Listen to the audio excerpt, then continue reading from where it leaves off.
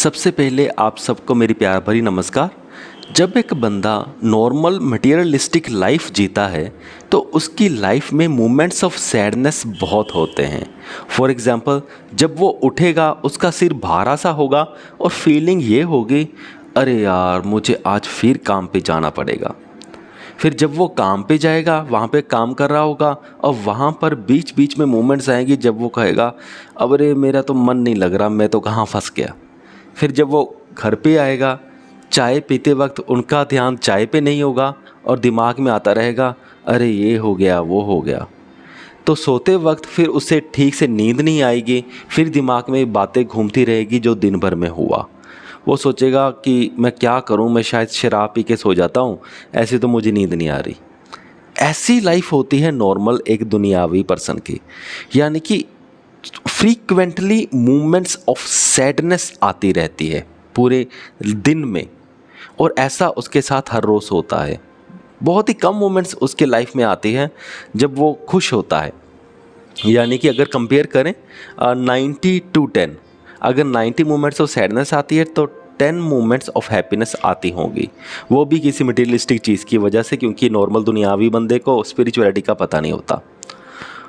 अब अगर हम स्पिरिचुअल बंदे की बात करें जो स्पिरिचुअलिटी के पाथ पे चलते हैं, थोड़े से आगे बढ़ चुके हैं, तो उनके लाइफ में ये उल्टा होने लग जाता है। उनके लाइफ में मूवमेंट्स ऑफ हैप्पीनेस बढ़ जाती हैं। वो सुबह उठेगा, वो कोई ढंग का काम करेगा, चाहे पूजा हो या कुछ ऐसा काम जिसमें उसका मन लगता हो, क्योंकि स्पिरिचुअल बंदे को ही ये पता होता है कि इस काम में मेरा मन लगता है, मुझे ये काम करना चाहिए। आम दुनियावी बंदा तो सिर्फ वही काम करता है जो जहाँ से पैसे मिलते हैं, पर जो स्पिरिचुअल बंदा हो जाता है वो इस बात का ध्यान रखता है, वो काम भी करता है जिससे उसे डायरेक्ट खुशी मिलती है।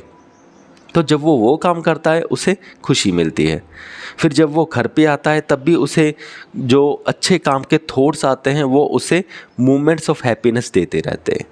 फिर जब स्पिरिचुअल बंदे की एक अच्छी साइकोलॉजी बन जाती है, स्पिरिचुअल साइकोलॉजी बन जाती है, जब वो जैसे जैसे बेफालतू की डिज़ायर से दूर होता जाता है तो ऑटोमेटिकली उसकी लाइफ में जो मोमेंट्स ऑफ हैप्पीनेस है वो बढ़ते जाते हैं। जैसे कि वो फ्री बैठा होगा, कोई उसे काम नहीं होगा, कोई जैसे सपोज करो धंधा नहीं है, फ्री बैठा है, तो उस वक्त भी अचानक से खुशी आएगी, वो महसूस करेगा, खुश भी हो जाएगा, तो फिर खुशी चले जाएगी। ठीक ऐसे ही जैसे कि एक फूल की सुगंध है, वो जैसे महक आती है हवा में, हमें अच्छा लगता है, फिर महक चली जाती है। तो खुशियों की महक फिर उसके एक दिन में बहुत बार आती रहती है। तो जैसे जैसे बंदा स्पिरिचुअलिटी में आगे बढ़ता जाता है तो ये महक भी ज़्यादा आती रहती है और उसकी लाइफ खुशहाल होती रहती है, यानी कि लेवल्स बढ़ते रहते हैं। मुझे पूरी उम्मीद है कि आप सबको ये वीडियो समझ में आ गया होगा, ये थॉट समझ में आ गया होगा। इस वीडियो को यहाँ तक देखने के लिए आपका बहुत बहुत धन्यवाद।